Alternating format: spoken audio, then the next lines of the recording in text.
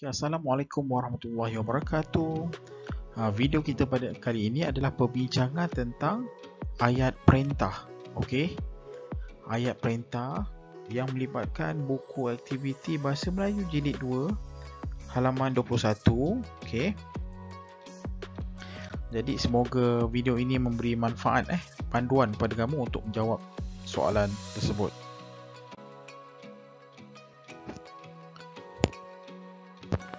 Bina ayat perintah berdasarkan respon yang diberi. Seperti video yang sebelum ini, ayat perintah melibatkan terbahagi kepada 4 bahagian, iaitu ayat suruhan.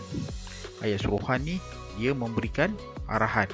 Kita akan gunakan kata kerja kata kerja, kata perbuatan lah sebagai permulaan ayat. Okey, lepas tu ayat keduanya ayat larangan. Ayat larangan ini bertujuan untuk mencegah seseorang melakukan sesuatu. Biasanya perkataan jangan ataupun usah digunakan. Ketiga, ayat silaan. Ayat silaan pula mempersilakan seseorang. Okey, biasanya dia digunakan dengan perkataan sila atau jemput. Dan yang terakhir adalah ayat permintaan. Ayat permintaan bertujuan untuk memohon pertolongan ataupun membuat permintaan. Perkataan minta atau tolong digunakan dalam ayat permintaan. Baik, untuk tugasan kali ini ia mengenai bubur pulut hitam. Alia sedang membantu ibunya memasak bubur pulut hitam, juadah tradisional yang enak dinikmati pada waktu petang.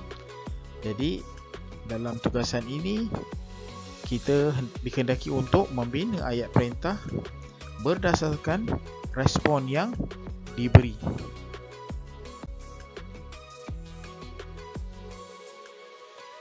Yang pertama, kita dikehendaki untuk membina ayat permintaan.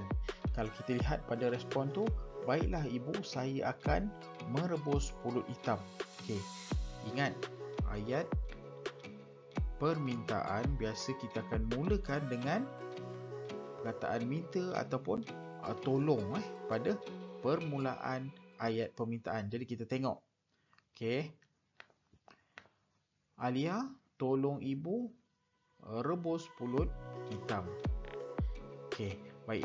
Untuk yang kedua adalah ayat suruhan, di mana responnya, ya ibu, saya akan masukkan daun pandan. Jadi kata kerja kat situ memasukkan, kita akan gunakan dalam ayat suruhannya.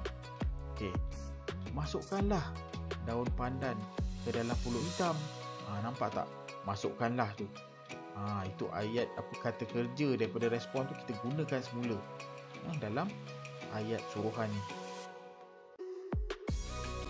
Ayat ketiga, ayat larangan, di mana responnya, baiklah ibu, nanti saya akan memasukkan santan cair dahulu.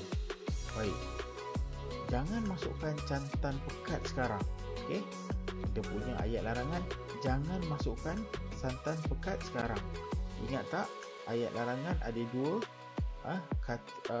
dua perkataan yang biasa kita gunakan untuk ayat larangan, perkataan jangan ataupun usah. Kali ini kita gunakan perkataan jangan. Okey, yang keempat.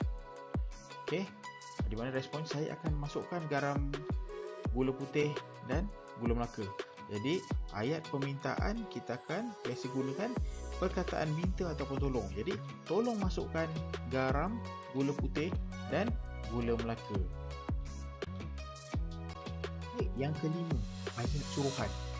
Bila kata ayat suruhan, kita akan gunakan kata kerja. Apakah kata kerja dalam respon ini? Okey, saya akan memasukkan pula 1 cawan santan pekat. Perkataan memasukkan itu adalah kata kerja. Jadi kita akan gunakan perkataan memasukkan ataupun masukkan. Jadi ayat suruhannya ialah sekarang masukkan pula 1 cawan santan pekat. Okey. Dan yang terakhir, yang ke 1, 2, 3, 4, 5, 6. Okey, yang ke-6. Yang ke-6, ayat silaan. Okey, bila ayat silaan kita akan guna kata sila atau jemput. Okey, di mana responnya? Baiklah, saya akan menghidangkannya. Sila hidangkan bubur pulut hitam yang sudah siap. Okey, sila hidangkan bubur pulut hitam yang sudah siap. Itu adalah ayat silaan. Kita guna perkataan sila. Okey. Ayat silaan juga kita boleh gunakan perkataan jemput. Baik, semoga perbincangan tadi memberi manfaat kepada semua, khususnya untuk murid-murid cikgu. Diharap murid-murid cikgu pasti dapat menyiapkan tugasan buku aktiviti muka surat 21 insya-Allah. Okey. Sekian, terima kasih.